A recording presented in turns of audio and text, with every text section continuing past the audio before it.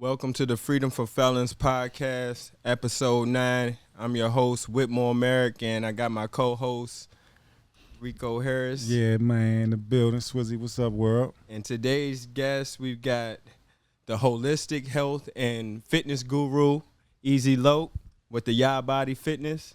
How you doing, brother? Hey, man, it's a pleasure to be here, man. Peace and blessings to both of you brothers, man. Hey, Always. I'm a fan of the work, first and Yes, foremost. sir. It's good man. to have you. Yeah, man. Yeah. We've been really anticipating this interview, We've been admiring each other's just drive for the last few years, you know what I mean? So it's an honor to have you on here too, man, because I know we're like-minded individuals, and definitely been down some of the same roads and paths and, facilities and whatnot. Absolutely. And we got a lot of connections, just within the city too. So just happy to have you here. You know what I mean? So when bro had hit me and was like, yo, I ran into Ease, where y'all was at the gym or something, Yeah, right? definitely. I catch him at the gym. Yeah, was for real. perfect. Like, but yeah, just it was just an organic vibe, and I felt like it's something that we need to present on all platforms, all levels about holistic health and spiritual health and just wellness. Period. Like we need to know that, So I felt like it was no man better to do that because I watched his journey as well. Like it was from afar, but just seeing it like that, it really helped me appreciate, how he evolved and, became to what he became, So I can't wait to get into it and see and hear more. Yeah. Thank you, Most man. definitely, man. So we're just gonna start off like we usually do, always getting a little back history, digging back to where you come from, and how that was, and within the household and all of that. So you can share that with the guests. So I like to say humanize our guests, you know what I mean? Because we all were children and still children in some light, you know what I mean? Still trying to find understanding or whatnot. So just give us a little back history where you were born and raised. So I was born in Charlottesville, Virginia, UVA, University of Virginia. I was raised in Newark, New Jersey, partially, and back down here, back and forth, and touched the buck. Buckingham's my home. It's my ancestors there, you know what I'm saying? We come from Monacan Indians and Cherokees. Actually, Slate River Road is where my family land is, and the church that we came up in. Most of my family members is buried there. I just came across some very legit and important information that states that the Slate River Road is where they found the burial grounds of the Monacans and the Indians there. So, and I'm like, damn, this is where my land at. Yeah. And then, you always hear stories when you're coming up. We're Indian and all of this. I got some other things mixed up due to my Syrian side, my pops. But the essence of that call is the Indians tribes. You know what I'm saying? So I knew he was gonna love this, man. It's gonna be very educational today. Definitely, man. So let's still break it down a little bit more, like the time frame of where you were, school and things like that, and like how it was inside the household with your family being of different, ethnicities and things like that. Okay, so I was born down here. Mother took me to Newark, New Jersey by the age of like 5.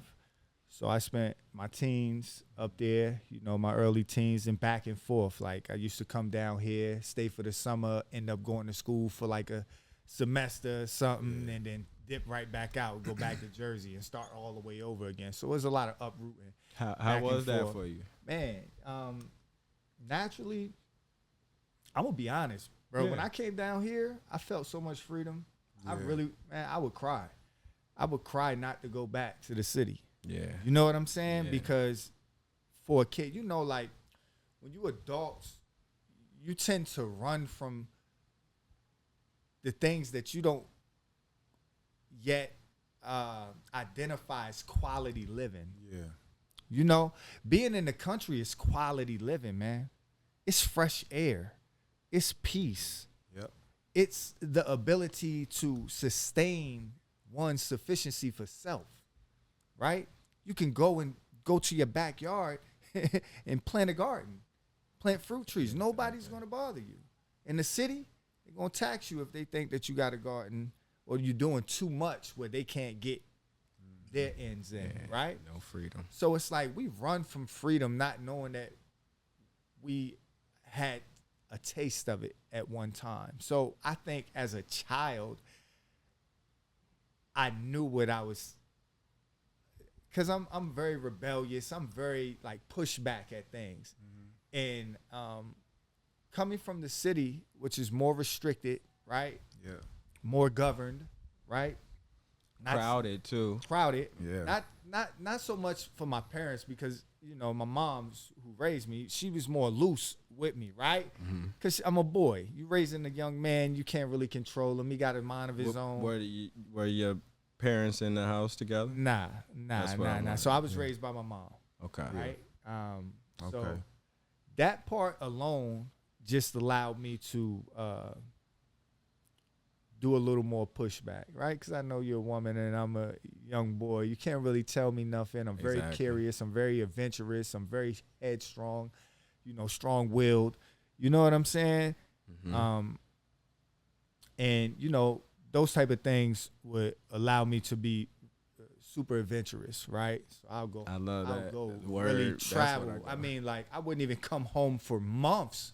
I'm a 10, 11-year-old kid, bro. Truancy had to catch me. You know what I'm saying? And for her to be like, oh, my baby, he okay. But I like how when you identify with adventurous, because a lot of people will look at that as mischievous or anything and try to label you for being that. And it kind of made you who you are today, Just too. being a young a boy, man. You know, being so here's the thing. Us as men, it's natural characteristics that is wired in us. And being an explorer is one of them. Exactly. Like that. Just think about all of the travelers. But and you everyone, coming back and forth put a lot of that into you, too. Come on. Yeah. You know? You know, yeah. Like being exposed to different experiences as a kid is really it's really a blessing for real. You know, because when I was a kid, like up until the age of like 10, 11, 12, up in there, I ain't never went nowhere. You know what I'm saying? Kings a Million, that's probably it. And once I, you know, got introduced to my dad's side of the family, it was different. I got to like travel to Atlanta and go to DC and go to Philly and you know what I'm saying? And that just opened up so much in you as a kid. You know what I'm saying? So I definitely can relate to being able to travel and move around and just feeding that adventurous and explore vibe that's already in you. Yeah, I definitely you can tell feel it that. because a lot of people don't Nah. ever do that. Yeah, nah, ever. A whole life. And the times that I didn't, I was envious of kids that be like, yo, I went here for the summer. You know what I'm saying? You hear about, they be like, dang, I want to do something like that. When you're young, you a young boy, like you said. You want to go places and see stuff. You know, it's just in you automatically. In you. You know what I'm saying? Yeah. That's wild. And you got a big family too. Correct me if I'm wrong. I do. Or did I you have grow a up big with a big family too? So I know you Yes. created your own family. We'll get to Yes, that, but I'm yes. talking about brothers and sisters. absolutely. So my pops, so my mom got 4 children. I'm the oldest, right? My pops has 10, something like that. Yeah. Well, I got 10 siblings, but I think my pops, so let me see. We got Stick, P, Trail, Lil Walter, the twins, me, Amy. So I got probably, my pops probably got 8, right? So 8. Rest in peace, my brother, the twin. He Rest in passed peace. away, right? But just coming from that, right? That's just my pops kids, right? But all of my cousins on my mom's side, like we all grew up, and them was like my brothers, right? Like you know, OGP, his brothers. You know what I'm saying? Them, that's my family. Them like my brothers. You know what I'm saying? Then you got my sisters. You know what I'm saying? Then you got all of my cousins. Like it's just so many of us. You know what I'm saying? So we used to have a family reunion at the same location, Slate River Road, that area, right down the street from the church. And at my cousin crib, like every 4th of July or like the 7th of July, something like that. But I say all that to say this: yes, I do, and a lot of that is missing now, right? Because I could remember having these gatherings, and the family was so tight. It wasn't just natural family. Yeah. It was extended family. Absolutely. It was people that wasn't technically your cousin, but they your cousin. Yeah. You feel me? Absolutely. And they popping up, and you don't know the difference, so you treat them just like that. And you know, you're gonna ride for them, you're gonna take care of them, the hospitality. Yeah. You know what I'm saying? That's your family. So yeah, man, the family is big. You know what I'm saying? The family is big. I think all of us got that cousin. I don't know if it's just in like, I ain't gonna say our family dynamic, but you know what I'm saying? Like everybody got that cousin that's like their brother or sister. I wonder if that's just like in our dynamic, like as we came OGP up, you know? for me. Yeah. Like that's. I got a couple cousins that's like my sisters, you know what I'm saying? Like for real. Yeah. And I think that's like that in like most every family for real. I do too. I think so. That's wild. It's like they came here. It's like they knew you was coming down here, and they like, hold up, don't leave me, bro. I'm coming with you. You know what I'm saying? And then they pop up through another family member. But it's just like you said, yo, that's our relationship is so tight that this should have been my brother. Yeah. You know what I'm saying? Facts. Yeah, definitely, man. I totally agree with that. So what was your first experience with like incarceration, like around your household, like a family member, or like what the first thing that you could remember that kind of changed you, or you know really affected you in some certain kind of way? Was it like, My mom. I forgot about that. So, my mom that's did amazing. time. Like How old were you then? When probably like I can't even remember, man. I had to be like 8 or 9. I probably was like 8. I probably was like 8. Yeah. Like people came and snatched her. But like, you know, my mom, she's just a different cut. She's just a different breed. So everything that we thought we was doing, like I watched my mother do it. You get what I'm trying to say? Like, so it go deep. Like, it's just, you know, and that played a major effect on me mentally. You know what I'm saying? Because I remember going to eat ice cream with her in Essex County Jail and stuff like that. That's in North.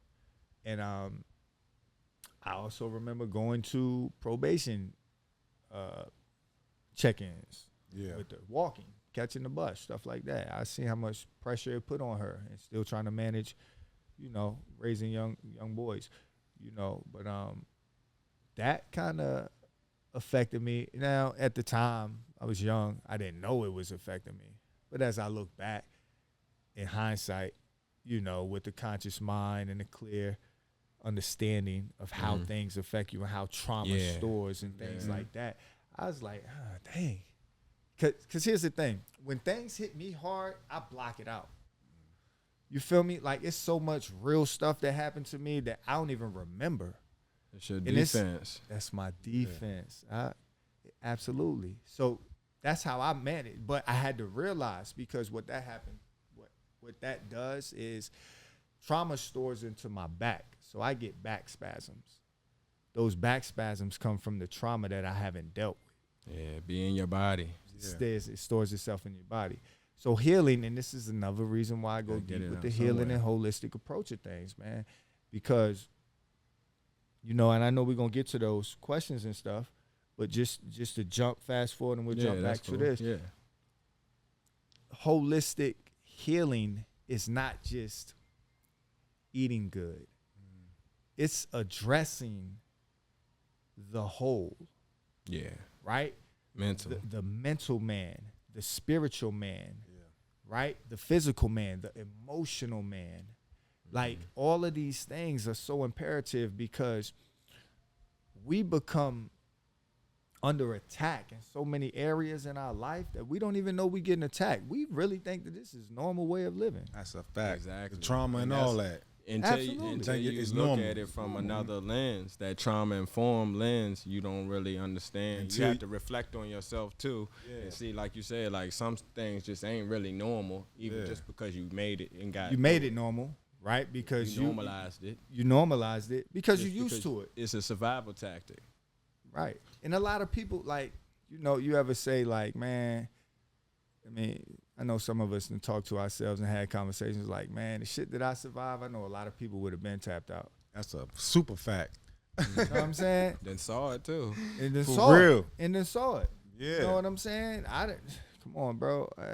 Some people that, we was bidding with didn't make it home. That's a big fact. You know what I'm saying? That's So different there, though. and That's a whole it's- different ball game. it's All them experiences get us to this understanding we have now, though. Mm-hmm. You know, so like, I feel like I never really been like I said, I watched your journey to jump on the holistic part, and I always been curious and intrigued about the whole process of it, because I know it's just more than eating good. You know what I'm saying? Because I try to do my best to eat good and be on the better side of it. But I ain't as in depth with it as you. You know what I'm saying? I'm striving to get to that point, though. You know what I'm saying? So I can't wait to get into those things. You know what I'm saying? day at a time. You got this. Like, I know you touched on your mother, and I know that had to been crazy. I know how it feels to see my mother incarcerated too. But I just wonder, like, at that age though, how that affected, like, who was taking, you were taking charge, like y'all had to just run, you know what I mean, in the household. How was that? So my uncle popped up, right? Okay.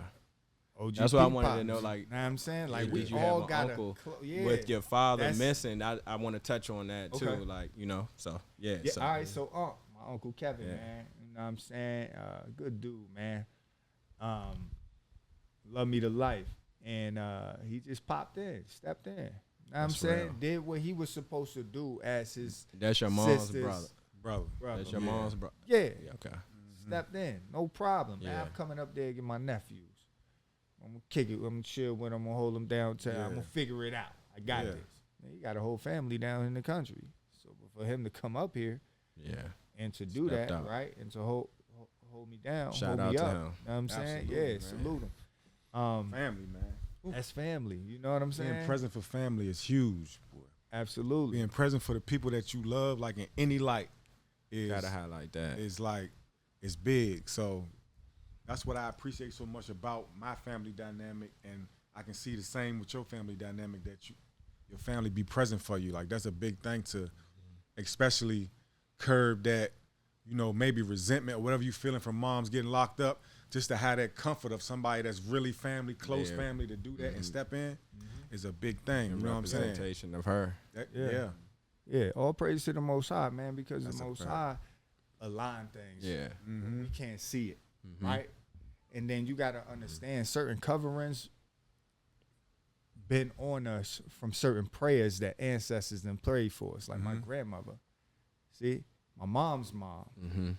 As you listen to my music, she used to twist my arm in church when I wasn't paying attention. You feel me? That's But that was love. yeah. She just wanted me to pay attention. Discipline. And the whole time, the things that I didn't see or I didn't know, she was covering me. Right? And that carries with us. Like, a lot of people out here that you would see you be like, man, it's only a matter of time. They ain't gonna make it.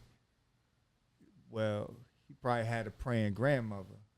He probably had a praying mother or a praying grandfather that got a covering on him. So, in just enough time for us to wake up, because I was a knucklehead after I had the courage to go out there and do things on my own and to experience and take risks, right? It's a lot of times we shouldn't have made it home, bro. Like, for real. Like, on all avenues of it. Yeah. You feel me? Yeah, So it's I like, do. those are coverings that we don't know somebody interceded for us. And that's another thing, man. Like, I'm real deep on the spiritual side, right? Because Yeah. it all aligns with the healing and the holistic part. Because again, I teach people how to heal holistically. That's one of the main key ingredients is being spiritually in tune, Yeah. right? Because we get uploads all the time. People call them downloads. I call them uploads. We get those all the time, but we don't answer it. Think about it. What do your phone do when it's time to upgrade? They send you an update. Yeah. That's the same thing with the ruach, with the spirit. When it's time for you to upgrade, the Most High sends you an upload. And it's time to level up. Yeah. I can feel See what that. I'm saying? Yeah. So that's the steps that we got to be keen to. divinity. Because he ringing everybody's phone. Absolutely. We you just pick- be hitting you gotta ignore, pick up. bro. We Yeah, you stubborn. You picking know up. what I'm saying? We ain't waking up. Niggas, sometimes niggas hit the snooze button, bro. They don't want to get up. They want us to get that last minute. But here's the thing. This ain't like your job where they going to keep giving you grace on the last minute. See, the Most High going to send you a last call, and then you got to figure it out on your own. If you don't find your way back after he done called you on your own, then you might be out here scrambling. You know what I'm saying? And I just feel, I'm just thankful that I answered the call. And that's how I'm continuing my journey right now. Is I felt like, yo, I just said it. I was like, man, I ain't got no more chances. Like, I reminded myself, like, bro, like, man, I'm blessed. Yeah, I done went through some hard times, but I'm still blessed. I don't really got no more chances. I can't be playing with this time. This time is of the essence. Everybody don't get it. And people that done less than me ain't here. You feel me? Whether it's for health, whether it's for action that they've done, whether it's for a decision that they made or a risk they took in that was less than what I've done. Yeah. And they ain't here. So it's like, I ain't going to play because I know it's real. Yeah. You know what I'm saying? And that's all. And I just answered the call because I'm ready for the upgrades. You know what I'm saying? We all deserve it. Yeah, most definitely, man. So just to touch a little bit more on the family aspect, and then we'll get more of the incarceration and again transition to your change, because that's what we really want to highlight, as well. But I guess like touch on your pops not having a father, how that was or how that became, and yeah. Now, so my pops, he's always around. You know what I'm saying? When I really got in trouble, so I used to steal cars and stuff in New Jersey, right? So Jersey Drive, I know y'all heard of all of that, but I was really into that, right? I was living that shit. You know what I'm saying? So in Jersey one time. You know what I'm saying? It's wild, bro. So yeah, I don't know how it is now, right? But this what we did in the 90s and early 2000s. That was a thing. Like niggas hustled. You had car theft. The chop shop. Boys. You know what I'm saying? And but we used to joyride. Yeah, exactly. I could remember waking up on like Fridays and I hear the cars coming down the street. Skirt, skirt, skirt. I was sick up there. I couldn't wait. Because that was the excitement and entertainment for us as youngins, and we idolized that type of lifestyle. Yeah. Just think about it, coming through in fat joints. They ain't coming through in little they out joints. they out there smacking good joints. You know what I'm saying? Like Acuras. I'm talking about big body legends and stuff back in the day. You know what I'm saying? Honda Accord wagons, all that. Yeah. Wagons, you know what I'm saying?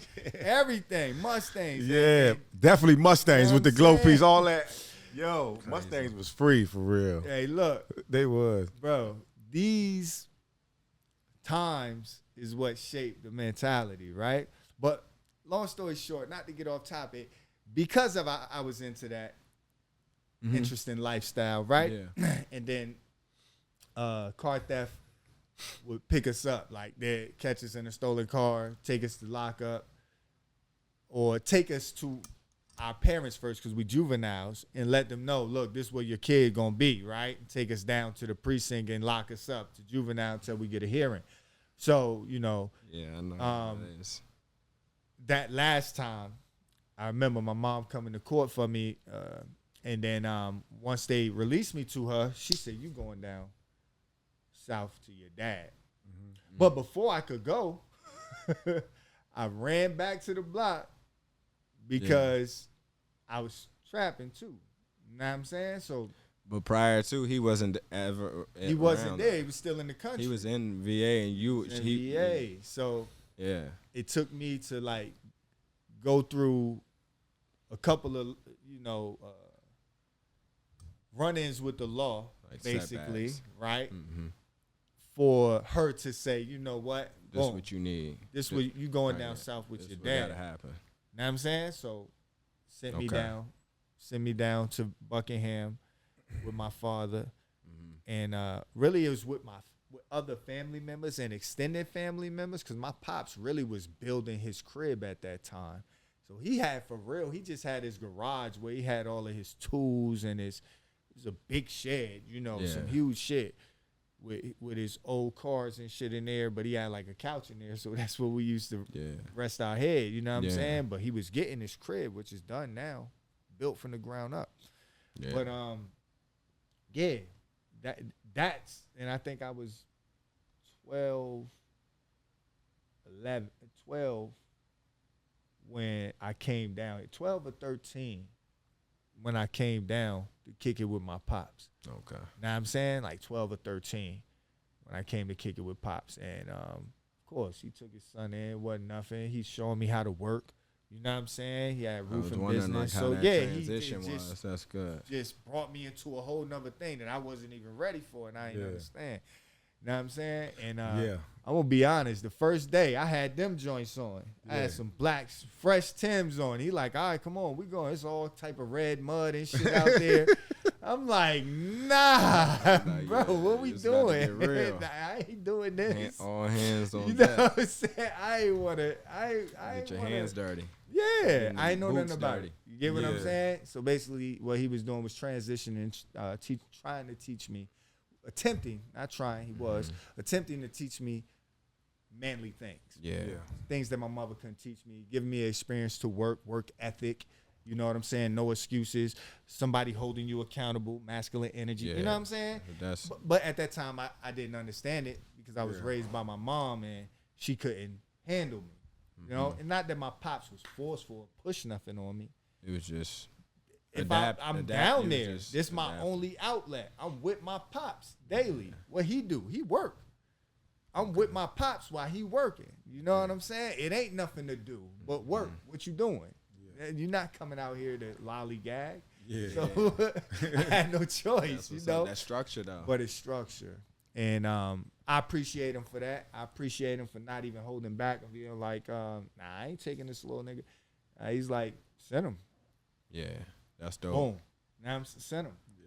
Know what I mean, I got down there and I just made it happen. I just happened to have a lot of extended family where I could bounce back and forth to other That people's family. houses That and shit.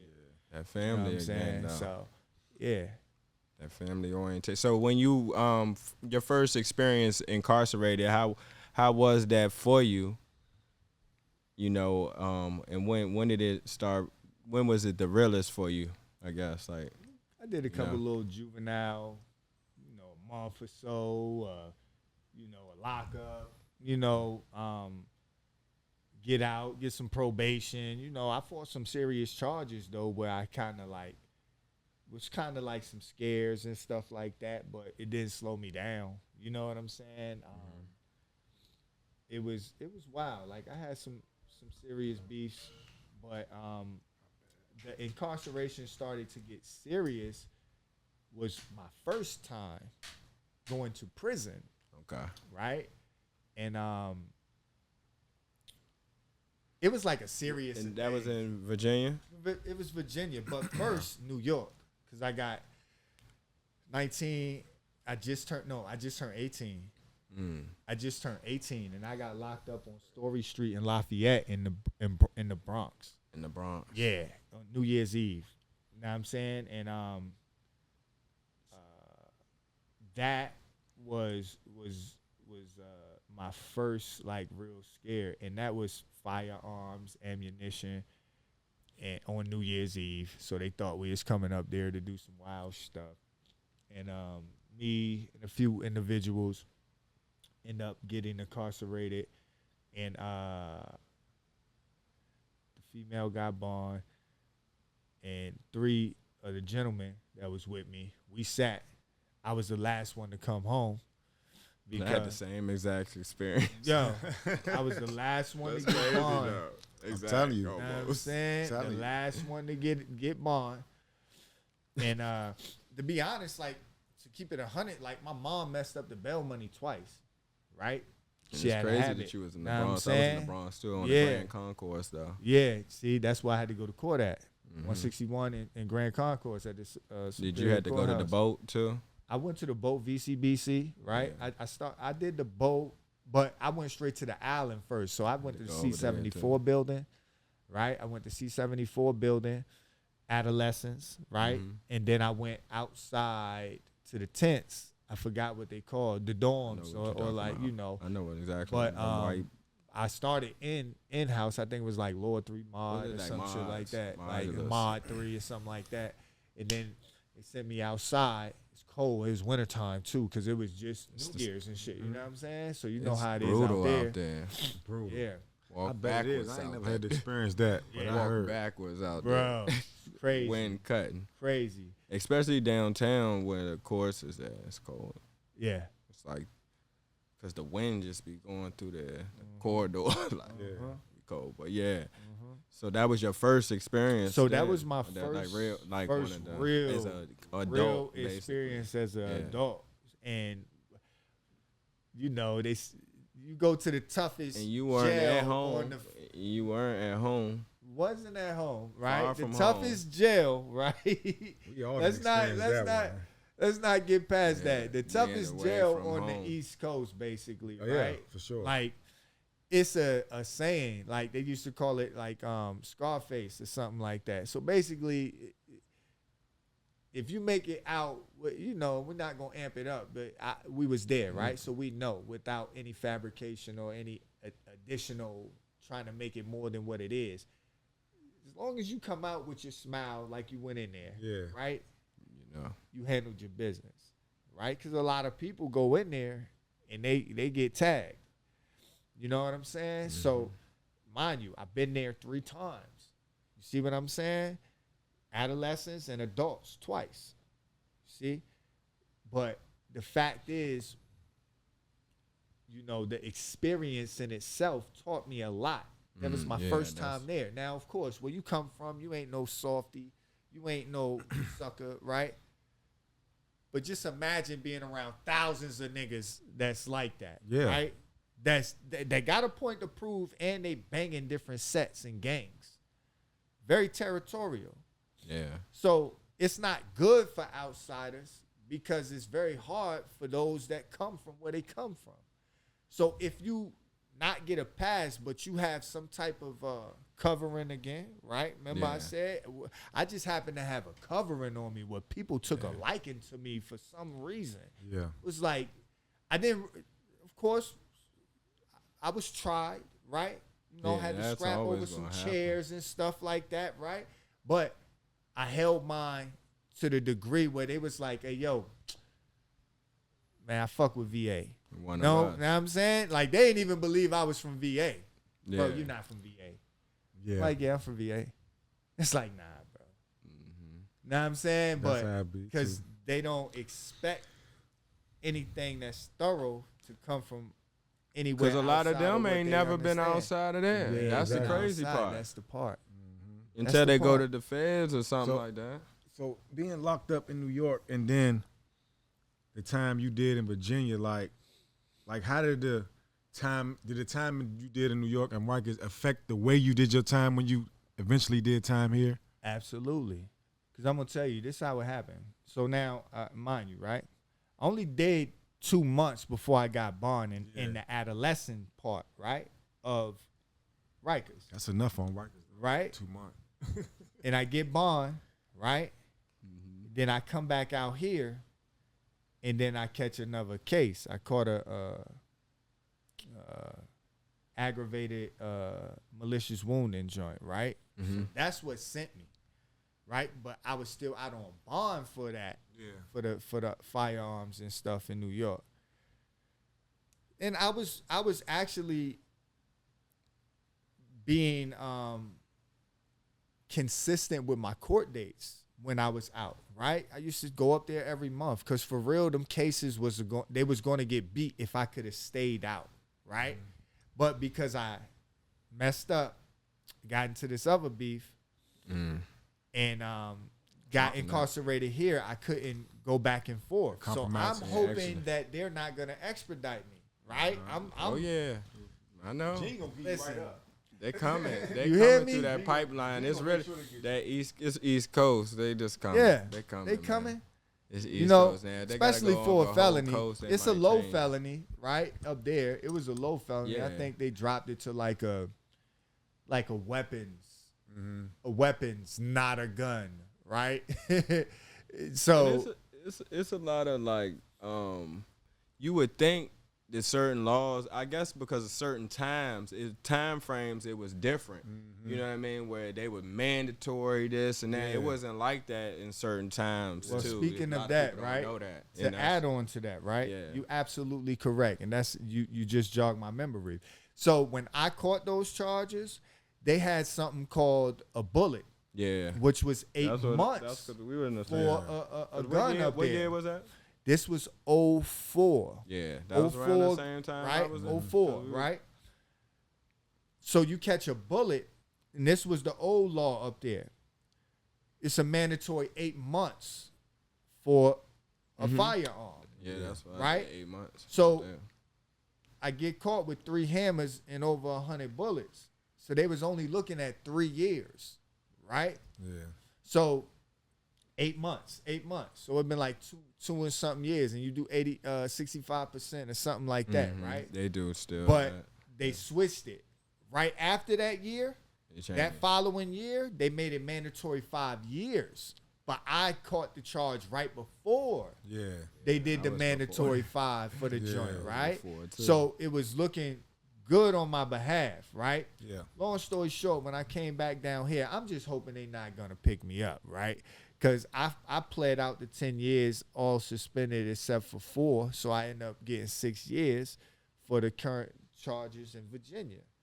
So I'm like, it's like 05 now, right? 06, I come from the Plex, the west side. They ship me out, boom. And I go to Coffeewood, and then they send me to Augusta, right? That was my final joint until I started cutting up, right? So from Coffeewood receiving, fast track, boom, Augusta. So that was my station. 05, 06, I'm chilling. Next thing you know, I'm getting paperwork saying that New York coming. My counselor Get hit ready. Get ready My for counselor that hit flight. me, bro, That shit and ready I'm for like, that flight. That shit like I don't know. That's like I don't know what that shit feel like. I had that feeling before. I'm like, damn, cause that shit like just fuck up everything. And I'm gonna tell you, the worst thing for me is when they sentenced me. They ran my, I don't know if they do ran it it concurrent? concurrent or not, but I still ended up spending the whole 8 months up there the whole time, like almost a full year, because they didn't have the paperwork right, and they kept sending me to the other building, bro. Like, I got and when a you story get for that. when you get bullpen therapy is what they call it. You know what I mean? Because they had you in there for days, so you can't even get back to where you gonna be living at. Yeah. Somebody done came in there and got your spot and everything. They took me up there 4 times. And you go in a whole nother building. It's not like you going somewhere in the same building. Yeah. Then you gotta be in the bullpen where everybody that's just coming in, going to court. Going to court, you already got your time and everything. Then there's stinking roaches and rats. is crazy. Roaches and rats running around in that joint. Ass peanut butter Chumps in sandwich, there bologna looking crazy. sandwiches, Bag all they balled up and All shit. yo, Bag wet as a you mother- can't even get, because in there you don't even get the same food. Yeah. You don't even get the same food. You get that just shit they didn't get put in there a week stuff ago. for court. Yeah, court. Yeah. Yep. So I'm gonna tell you, I went 3 times and I bucked after that. The last time I was like, yo, they gonna come and get me. Turtles gonna come up in there and everything. I bucked hard. Because every time I left, I came right back over and I told them, I said, every time y'all keep doing this, even the CO said the same thing. They was like, yeah, every time he go over there, they bring him back. I don't know when Virginia coming. Yeah. You had to wait on Virginia to come. So I know that experience. But did you go on did you fly? My first time ever getting on a plane, bro. Me too. That's the crazy. First time.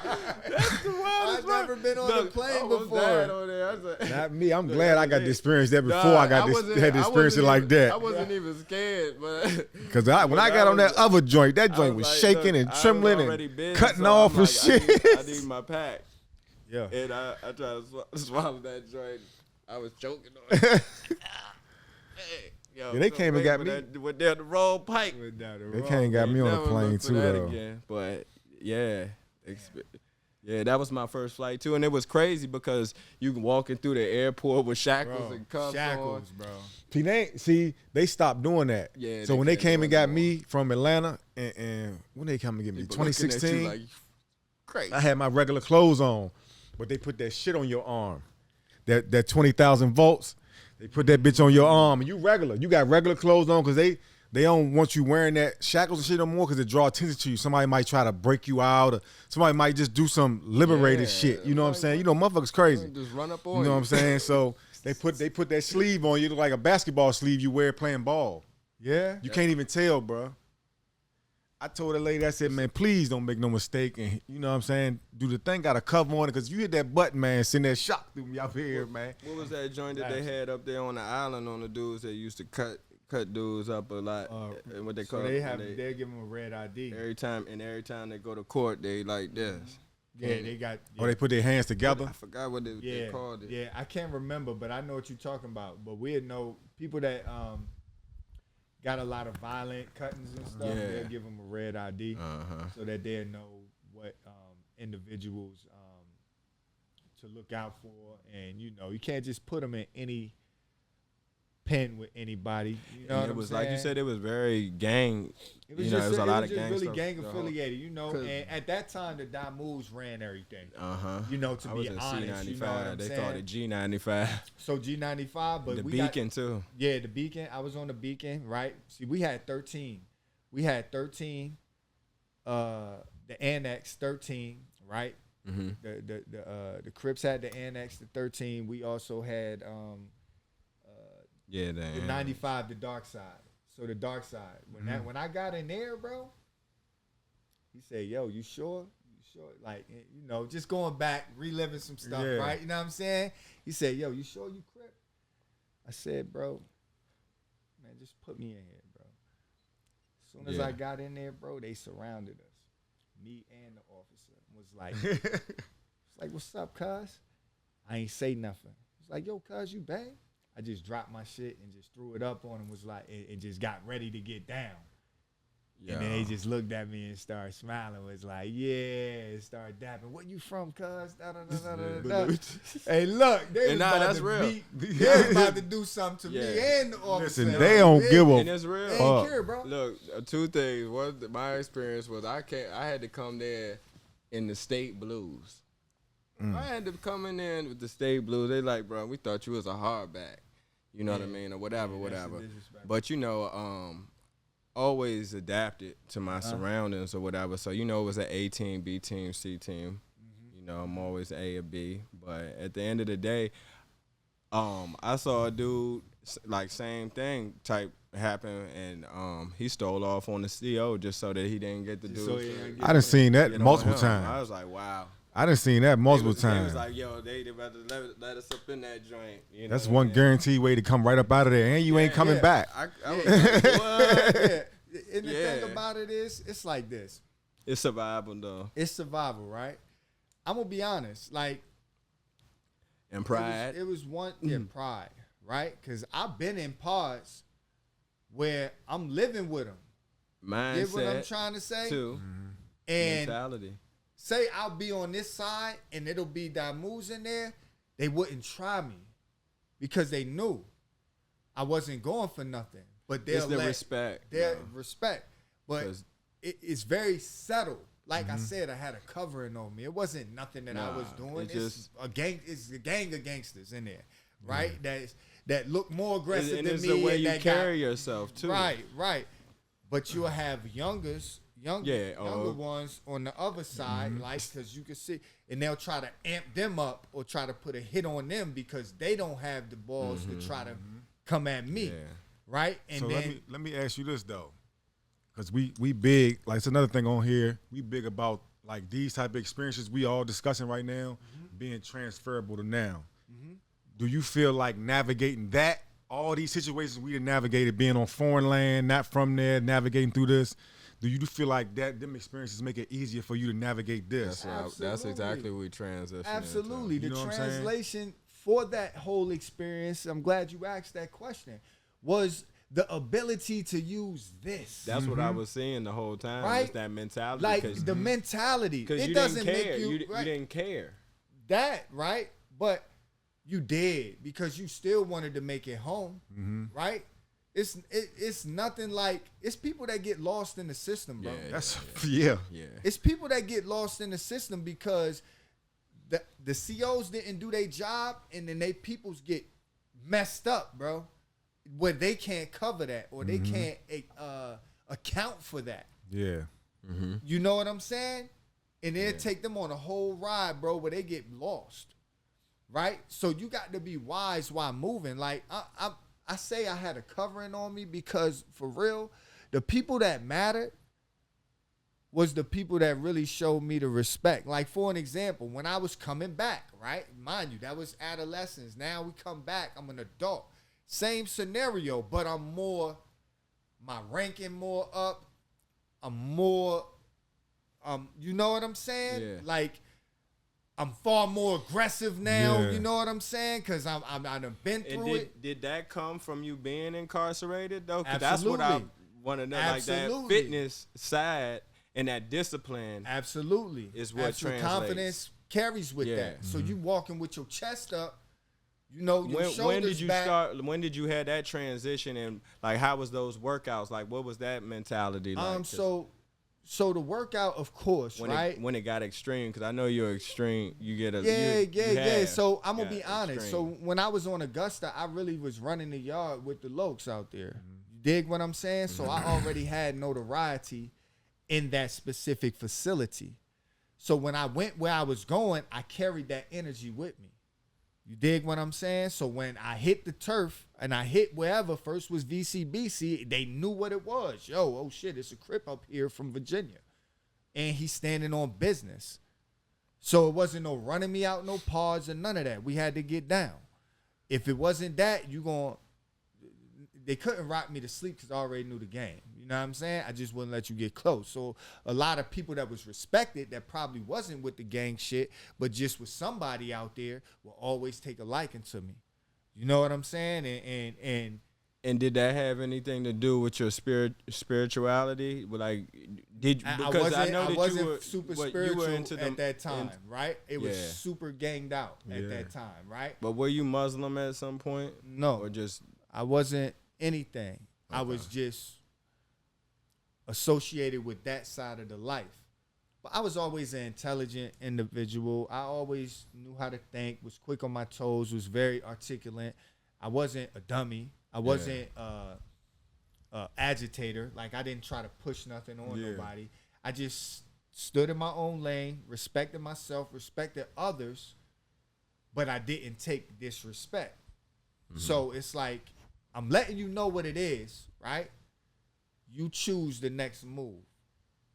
Know what I'm saying? So because we were so outnumbered, a lot of the homies would not even let it be known what they was. Yeah. So me not even being from there and letting it known what I was different to them. Different time. It was to the point, bro, when I left, and mind you, I came back twice. When I came back, because I got down, like, we went to the Beacon. We had a gang fight in the Beacon with the police and the Bloods on the bottom tier, walking to medical. And we shut it down. I had to save a homie life, right? Because he had asthma, the homie Grimloc. He had asthma. He was cuffed. One of the homies got a hole kicked through his lip. One of the homies got his ribs broke. And I got OC down. I got sprayed. Like, they tie-dyed me with that joint, with the bear spray. was that your worst experience? That as was far the as- most realest That's because I wanted in to the touch on mixed the experience worst. with What was your warfare worst? involved. What was right? your worst experience? That- Yeah. That by me being involved in an action that could have cost my life or a homie's life, right? Mind you, The homie got asthma, and they got him cuffed behind his joint, and he's gassing out. Yeah. They zero tolerance anyway. Bro, I had to jump my cuffs. The faucets, the joints don't even work. They spitting out water like a small little stream. You can't even get the water out there. You gotta literally damn near put your mouth on the joint to like. Ain't no pressure. No pressure. Exactly. Yeah. So I had to like get one homie to press the joint. I jumped my cuffs because he was a tall homie. He was like a West Indian homie, but he was tall. So I had to get him to lean in the sink and like clean his nose and clean his eyes and like get him back breathing. Know what I'm saying? And then after that, they put us in a whole nother joint with the shower sprinkler in there, and we just got soaked like, because our skin was burning, everything. You know what I'm saying? They hit us. But I say that because yes, that was probably one of the most intense in the moment experiences where I'm like, damn, yo, I'm really in a war zone. I never experienced anything to that degree on the inside. Like it's real dangerous in here. Like it's dangerous, bro. For both of everybody. For look, everybody. It's a dangerous, the most unpredictable, uncontrollable situation. Because at any time, the inmates outnumber the guards at any facility at least 50-1. Absolutely. At any facility, like major, like jail or prison. Like a big jail like Rikers or Fulton Street or any prison, any federal prison, state prison, it ain't nowhere, like, so if it go up, it's over with. They can't save your life. So it's uncontrollable in that essence. Definitely. But Absolutely. I do want to ask you, because I know like my workout journey, like I was introduced to like physical fitness by my father. But I was introduced to it by him when he came home from prison. You know what I'm saying? So he come home, he come straight with my dad. Like he like, man, like some push-ups. How was dudes there? He like do some push-ups or some shit. I'm like, what is a push-up, bro? Like I used to just play ball. You know what I'm saying? I was decent. I'm gonna get picked. I'm gonna play ball. That's it. Yeah. Like he talking about push-ups. Then he like, oh, you like to play ball? All right, put these ankle weights on. You gonna play me? Type shit. Or you can put these ankle weights on. We gonna run the hills at Burley. I'm like 10. You know what I'm saying? So I be messing with Tino now. Like, bruh, you got a year. You be 10 in February, so you ready for this all on assault you about to get? Right. Because I'm gonna do just like Pops did me. I'm gonna wait till you 10. Yeah. But like that's when I was first introduced to like physical fitness at that age, which is pretty young. You know what I'm saying? Right. But that's why my Pops everything a strategy with him. That joint like is still with me to this day. Like if I go too many days without working out, like I gotta work out. I do something at the crib, push-ups. I got curl bar. I got some dumbbells. I got a wheel. Like I'm gonna do something. I can't go too many days without like working out. You know, so and that carried me through like locked up. I always like worked out locked up. I always played ball. I always was active. I got this last time I was incarcerated, I got introduced to like running and walking and how much peace of mind you can get from that. So I want to understand like like when were you first introduced to like physical fitness as like more than a hobby, but like just like a part of your life? So I could say as soon as I hit the jail, right, 05, I really started to like. I was like, man, I knew that I was going to prison. Yeah. My first time. So I was curious, but I was like, damn, I can't go in here frail. Yeah. You know what I'm saying? So in you the was jail, slim of course, before? I did. Yeah. I was like 150. You know what I'm saying? When I got locked up, right? So, you know, started with push-ups, little dips, jail stuff. You know what I'm saying? Yeah. Eating, you know what I'm saying? But when I got there, I was still a little slim, probably like 170, something like that, right? So I started building it up. Know what I'm saying? When I started building it up, I started doing, you know, my pull-ups, push-ups, stuff I was doing at the jail already. Yeah. I just transitioned it to that, there. That's what I was thinking. Know what I'm saying? And then just start increasing. But I did get an injury early on, which kind of pushed me to just do calisthenics. What kind of injury? A shoulder injury. I had a back injury. had a shoulder injury trying to took me out. bro, crush me. I'm talking about. Sometimes you don't even know how bad you mess yourself. Remember I was just telling you about that? I broke 2 vertebrae in my back. Doing squats, didn't even know it. Couldn't get out the bunk for the next 2-3 days. Homies had to bring the food to me and Didn't everything. even know it. It's ridiculous how many shoulder injuries, like just from laying on what you be laying on for so long that you suffer from just ruining your shoulders. Yeah.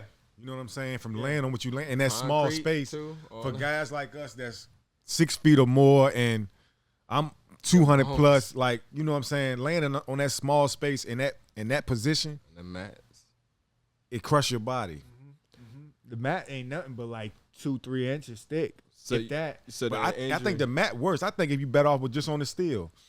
For real. Some people actually did said that that. I know that. I done seen people that do that.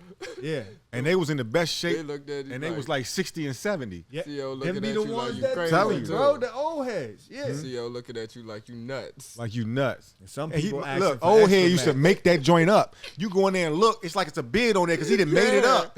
He done made the joint up with the blanket down, the Ain't sheet, even and all in that. And ain't no mat. He just made up the steel. Yeah, that's You know them old heads be twisted. You know what I'm saying? They But on one. he go out there and That's play what you handball call for 5 hours straight, institutionalized. and like We can talk and about dog some that shit. today. You know what I'm saying? You know what I'm saying? Stamina is on 1,000. 1,000, Yo. and he got, you know what I'm saying? That take a lot of flexibility and mobility to play handball.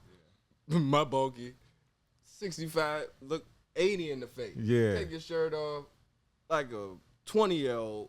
Ripped though. Ripped up. Rip over calisthenics. All calisthenics. So that's why I wanted to know like your workout plans and what you do. Like, does any of that transfer now in the gym? Absolutely. Because you it started a little bit from there. So. Absolutely. So just in general, of course, after the injury, calisthenics was my main thing, right? Did that until I felt the need to bounce back and strengthen, right? But Was you going crazy with the calisthenics? well, yeah, Like- a lot of pull-ups. You know, I lot wasn't of doing pull-ups. nothing less than 10 sets of 10s. You know what I'm Yeah. saying? Superset with the dips. it's amazing so- what your body can do though when you push it. Yeah. So That's my crazy. natural workout was Calisthenics. start with pull-ups, 10 sets of 10s, and with pull-ups, 10 sets of 10s. So I'm going to do with dips, right? So I'm going to start my workout Just that's with, the one day though. yeah, And that's then you one gonna- workout. Now, Yeah. once I started to really condition my You- body 2 and times get a day. stronger, I was hitting it 2 times a day. Yeah. I was doing 2 body parts a day. Yeah. Get what I'm saying? Yeah, like I've been I in- go I've been out in- there. I've been in that mode like that before. Push-ups the next day. I'm doing push-ups every day. Every single day. Every day. A burpee, a push-up, or Yeah, I something. was It's working getting- out with it's this getting- one That dude. floor gonna get We was touched every just day. Absolutely. Every Yeah. other day, and we was getting it in too. And it's building amazing up, too. To build that The muscle. memory your body have. Body got muscle memory, man. Like, I can always get up there and do 10 pull-ups. I don't care what I ain't been doing. Me too. I can always get up there and I can always get down there and do 40, 50 push-ups. I don't care what I haven't been doing. Like, I could. Do I the- did could so do the many of them. pull-ups, not Just the 50 push-ups. clips and 10 pull-ups locked up. Just, we having a conversation. I might jump up on the pull-up bar and do 10 pull-ups. Yep. That, you know what I'm saying? Like, and I'm real big. I'm going to say this again on things I've experienced. And I wouldn't even say it was bad now that I look back, but how transferable that is. Yeah, How much Absolutely. discipline and how much that's what it's about.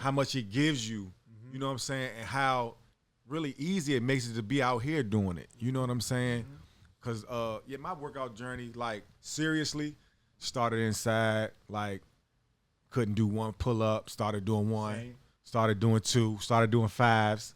You know what I'm saying? Till I got the 10s, 12s, then Supermans, then wide 10, and 10, like doing 30, 40 pull-ups. You know what I'm saying? Like really living like, now that I reflect on it, really living a physically fit lifestyle. Working out twice a day. Doing calisthenics in the morning, doing weights in the evening, or vice versa. You know what I'm saying? So, Because if you in there and you ain't doing nothing, but that 'Cause it discipline is. now and like doing it then versus doing it now is I've recognized what else it gives me besides the physical fitness. Absolutely.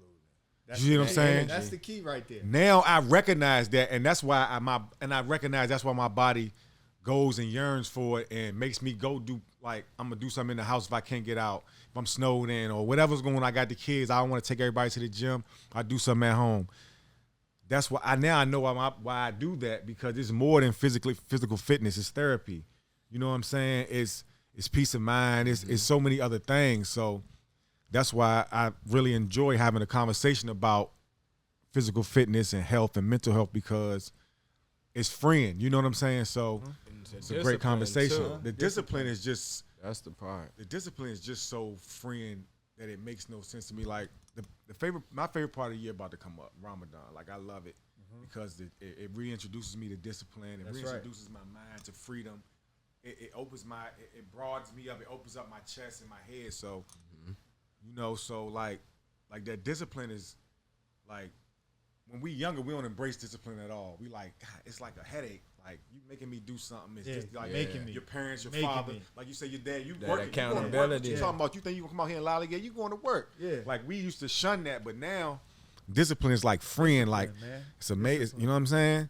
Yeah, so transferable, right? We're talking about transferable. How this thing has transferred for me is what you that, do now. yeah, it's the consistency, right?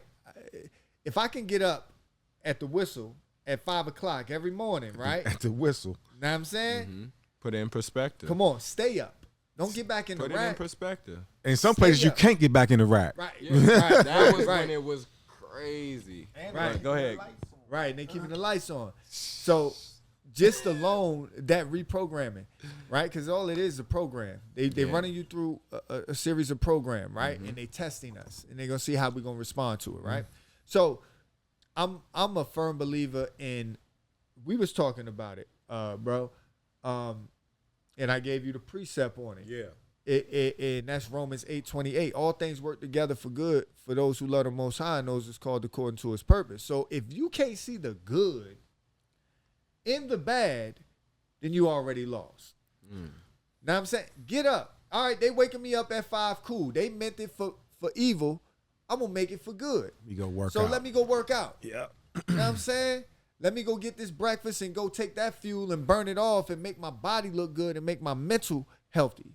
Right? I'm going to go do this consistently to the point where it just became who I am. Yep. And that transferred to who I am that today. strength. Yeah. You get what I'm trying to say? I'm bringing that and I teach it to my children.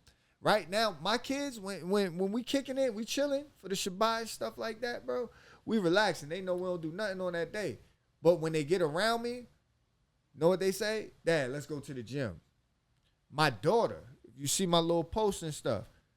Push-ups, Daddy. Push-ups. She want to get on my back so I could do the push-ups. Know what I'm saying? She keeping me in tune with what I'm supposed to be doing just because she enjoyed to be a part of it by riding my back while I'm doing it. My boys, they very competitive in general. They do clean push-ups, bro. Know what I'm saying? Tens and 20. They rocking. Yeah. So how it transfers not only to you coming home, but what you teaching. Yeah. And you showing the babies how to live. And right? they just got to watch you. They could just, like, I feel like it's different, like, trying to implement.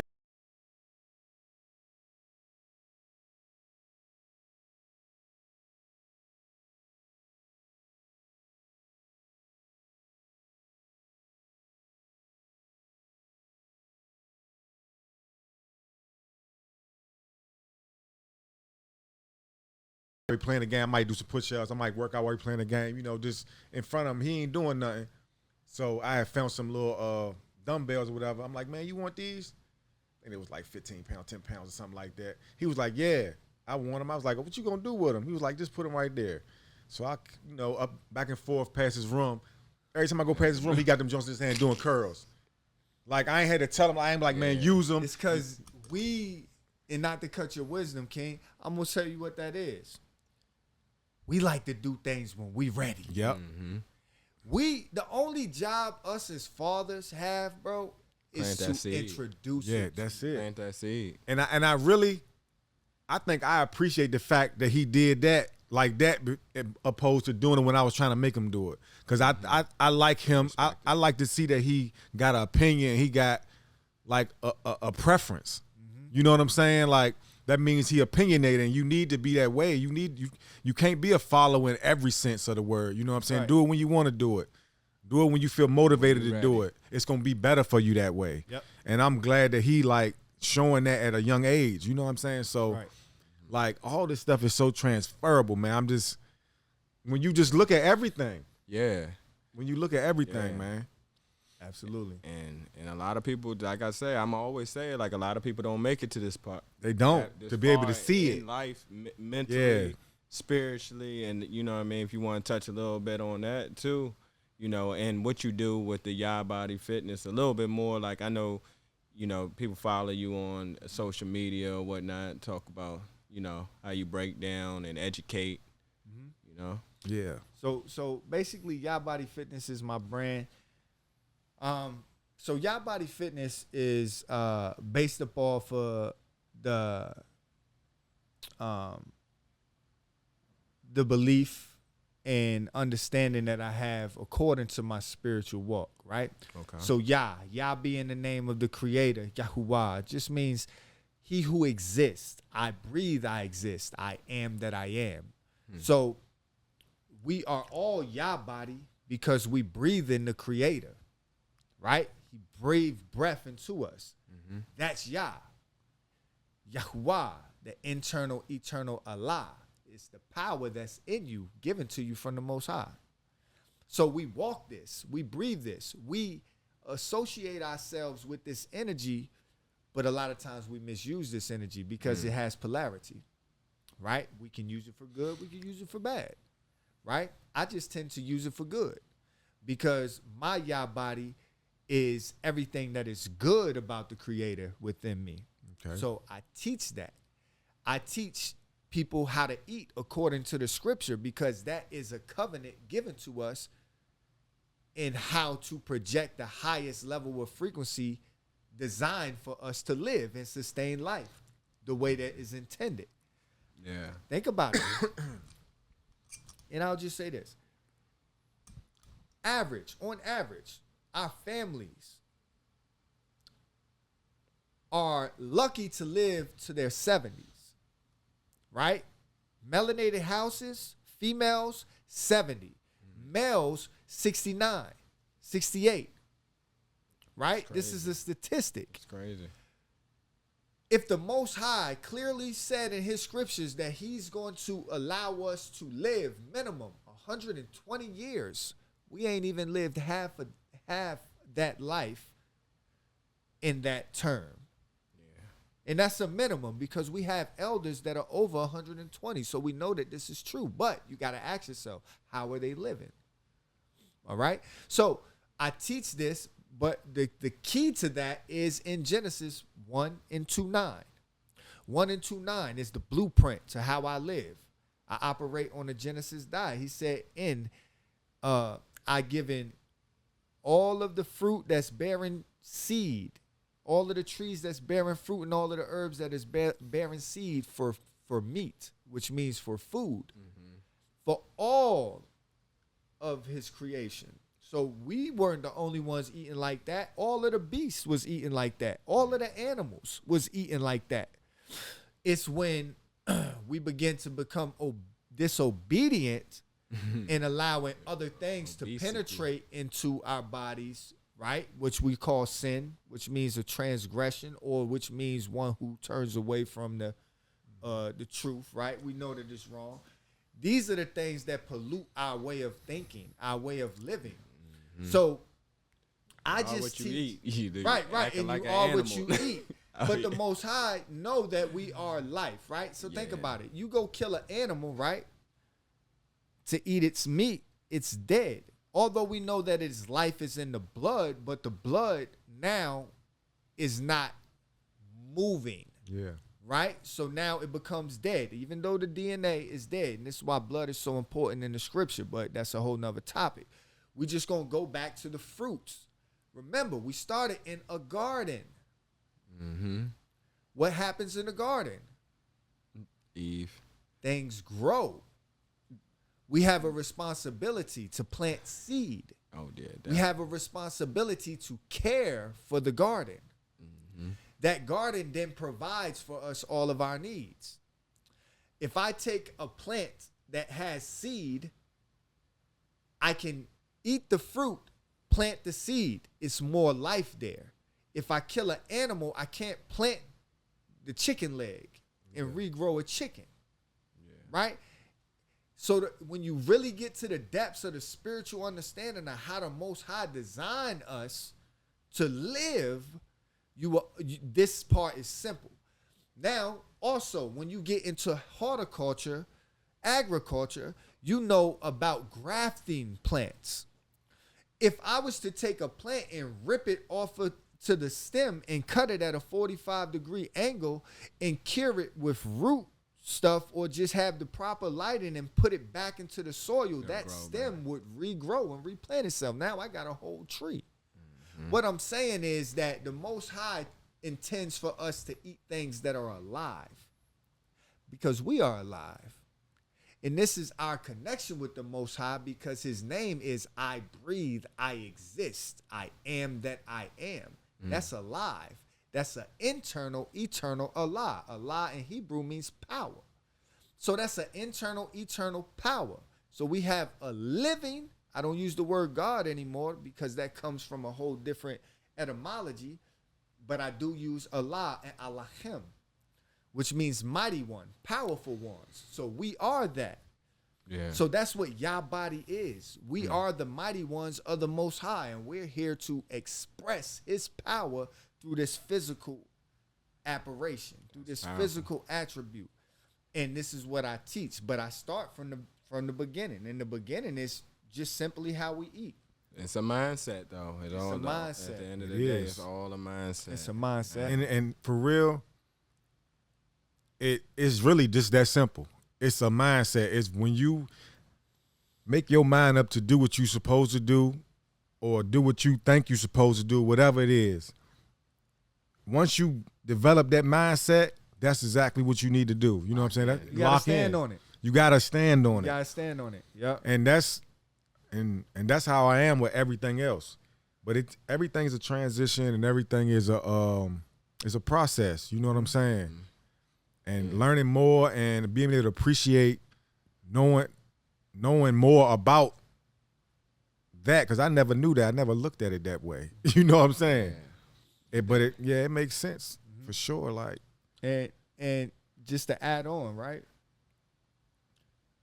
Everything that comes from that, not just the mindset, but the living mindset. Because you got us walking around, a lot of us that are just existing, right? But they're not alive. That's all that in you there. Hear me? In there. I wasn't saying that lightly. Like, you that feel mindset. Me? Yeah. It's deep, but it's levels. It's definitely levels. Absolutely. To everything. Yeah. But I also try to explain it in the simplest forms too, right? Yeah, just like simplification. Just simplifying it, right? Because we gotta meet people where they are. And you gotta I know reach y'all as many highly educated brothers, and I know that y'all been on this journey. You know what I'm saying? And y'all understand, overstand, and understand. When I'm able to articulate it, whether you could, follow me and go to the script or whatever, you feel it. You know exactly what I'm talking about, right? And it just correlates with the intent as well, right? Because a lot of people don't have a pure intent to do anything at all, man. Intention is big. The purity, that intention is big. It's everything. You can even lie to yourself. Like, can? for real. Like, you can lie to yourself about your gonna attention and everything. Is you gonna believe it? But Allah, the Most High, whatever you call him, he know. Absolutely. You can't lie to. You can't. You can't. Why are you trying? You know what I'm saying? Yeah. Like, but that's the arrogance of, like, even when we was in them positions doing the stuff we knew we wasn't supposed to do, and like, it ain't even about doing the stuff we wasn't supposed to do. It's just really how we was doing it, how we was living, and how we was operating. You know what I'm saying? Mm-hmm. Like, it ain't about like doing the stuff you weren't supposed to do, because the people that's telling you ain't supposed to do it, they ain't living right anyway. So it ain't even really about that. Mm-hmm. It's about the mindset you had when you was doing it. Yeah. Mm-hmm. You know what I'm saying? Like, it's about that. So, yeah. Well, it's definitely, that's that freedom, though. Yeah. Inside that mindset is that freedom. So that I want to ask you, what does freedom mean to you? You know, So freedom Man. I know it can be many different forms. Yeah, but yeah. So it's so many forms of freedom, but freedom is the ability to be sovereign over oneself. Right? break that down. So to have sovereignty over your ideas, to have sovereignty over your time, to have sovereignty over your environment, right?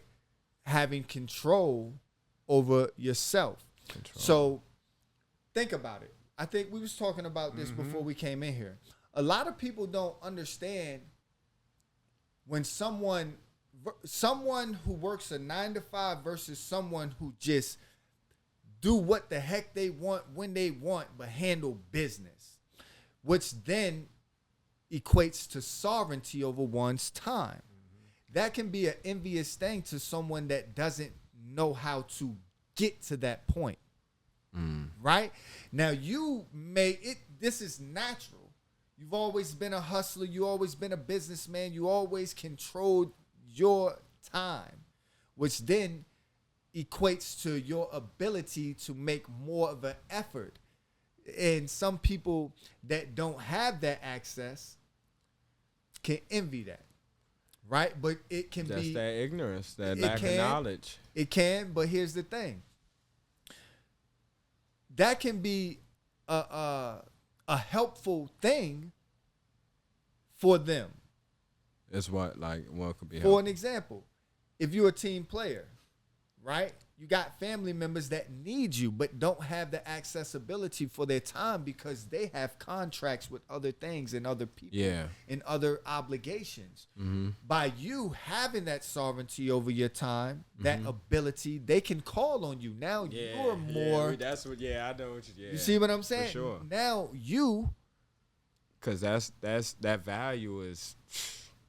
Right. It then springs your value up within that freedom. So when you ask what is freedom to me, freedom is having sovereignty in these areas, right? That means I have no ruler over me in that area.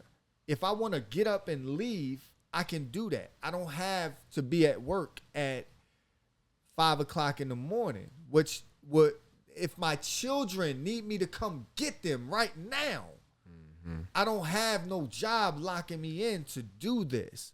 If my finances is good and I need to make a drastic investment for the health of one of my children or something of that multitude, it's nothing locking me in to say, damn, man, I got to watch this, because sovereignty over many different areas in our life can become freedom. But the most important part first is your time.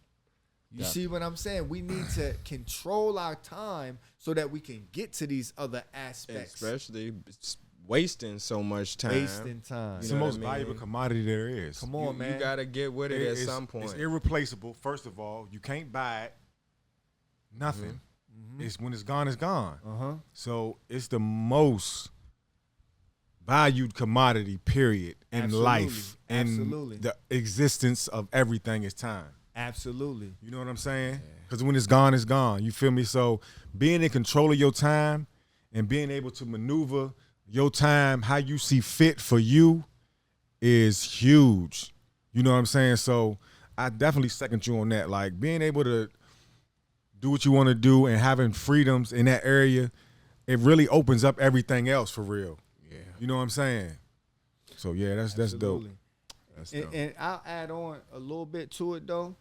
We also have to be sovereign over our lands, because freedom is being self-sufficient as well. So we're going to need to really take a look at what makes me free. Well, if I don't need to go to the grocery store and I can grow my own food, if I have a complete pure water source where we know that is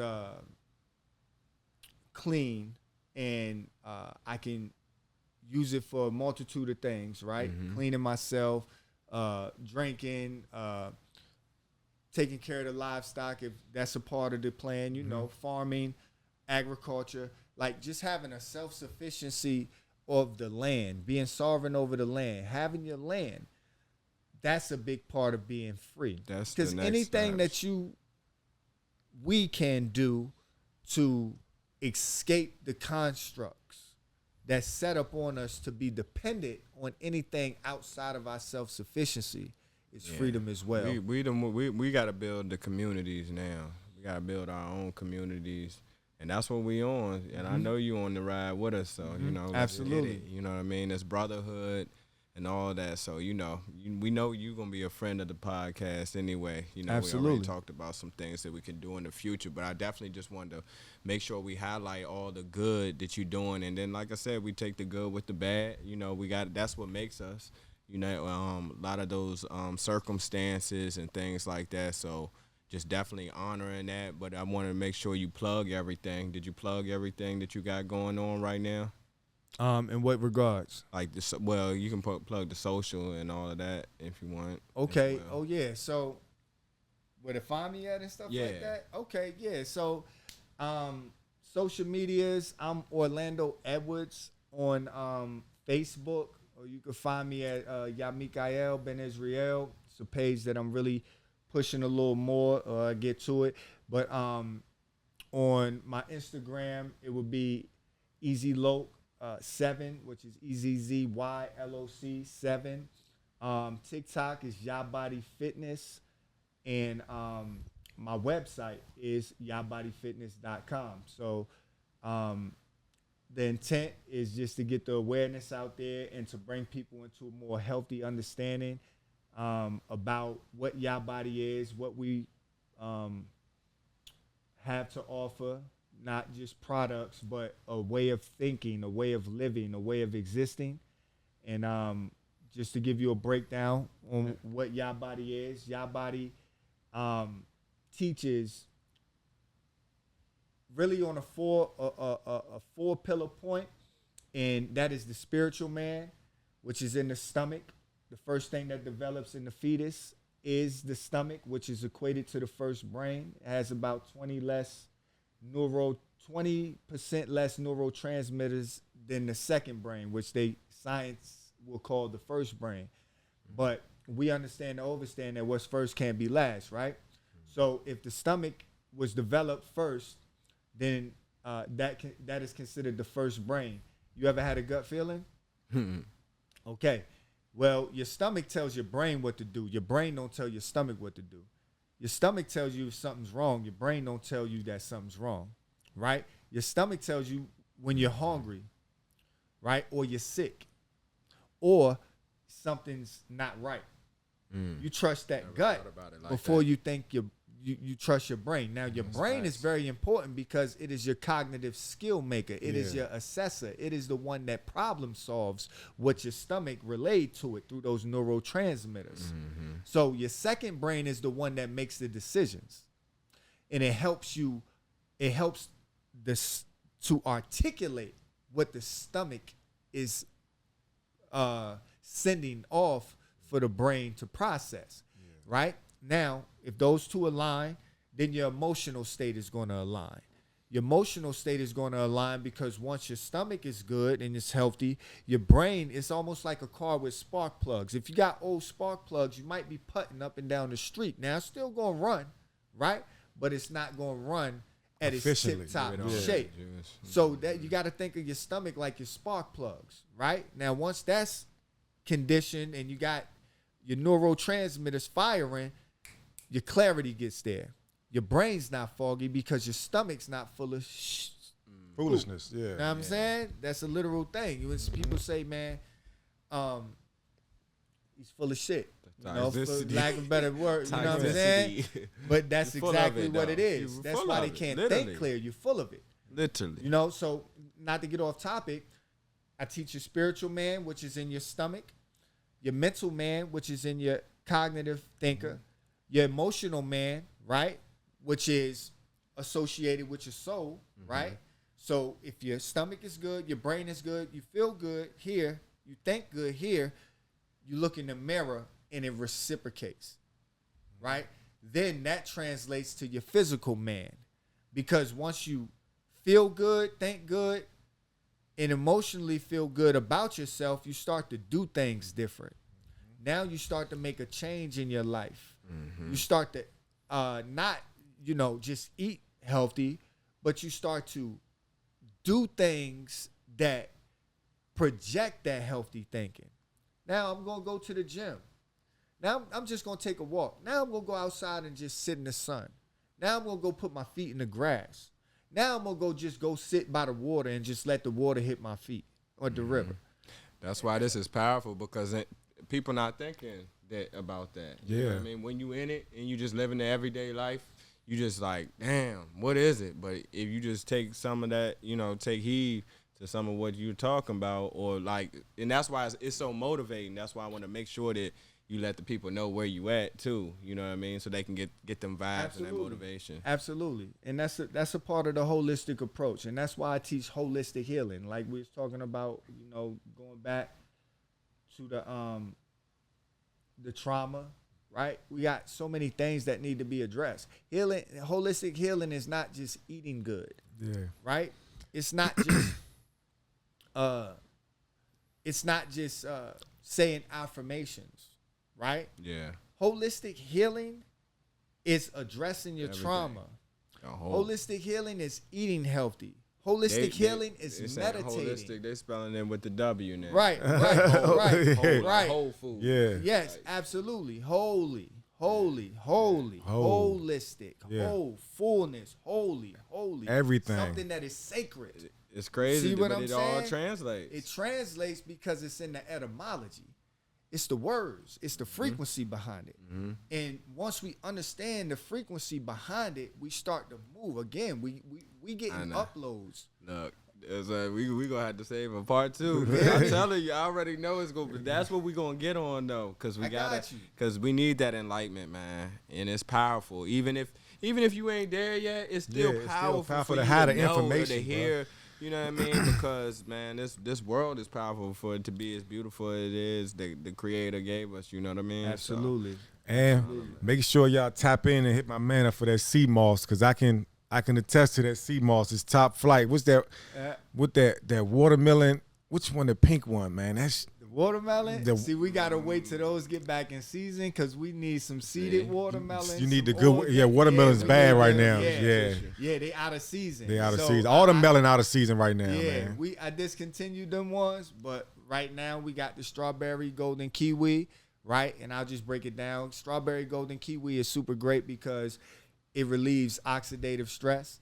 Oxidative stress is caused from an imbalanced molecule in the body, and that comes from those then turn into free radicals. Free radicals then turn into a higher risk for cancer, because that molecule being imbalanced and radical, it's causing havoc through the body.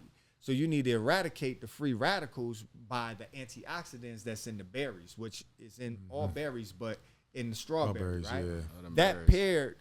That pair, and I'm gonna run down these 3 and we could cut it. And that way they know what they, get into. So the golden kiwi is higher in vitamin C than the orange, right? So the vitamin C is very important because the body is made up of 75 to 150 trillion cells. So vitamin C is one vitamin that the body doesn't store. It eats it up immediately.